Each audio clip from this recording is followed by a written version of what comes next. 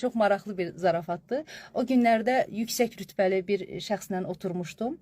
O danışırdı, birdən dayandı. Dedi, yox, ürəyim sıxıldı. Dedim, nə oldu müəllim?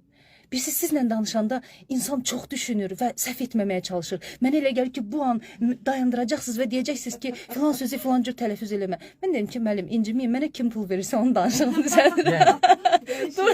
Durduğum yerdə müdaxilə etmirəm. Ya, insanlar doğrudan da inciyirlər.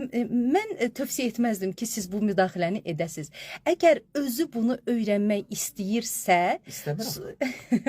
istəmirsə onun... Təbliğat məsələsi var. Yəni, mən bir şəxsə, üzr istəyirəm sözünüzü. Buyurun. Bir şəxsə deyəndə ki, bizdə mağaza deyil bu söz. Mağazadır. Və yaxud da təşəkkürlər sözü bizə türklərdən gəlib. Və yaxud da bir cümlədə dünən danışdığımız məsələ.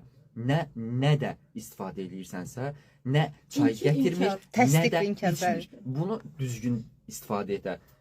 Niyə görə inciməlidirlər axı? Leylanın sözünə qüvvət təbliğat məsələsi. Siz haqlısınız. Təbliğatı müxtəlif kanallar vasitəsilə eləyirik. Məsələn, Diksiya Akademiyası olaraq biz çox eləyirik. Bizi mi çox izləyirlər, yoxsa o Çaynik çaydan mahnısı oxuyan birini mi? Məsələn, reallıqda onu daha çox...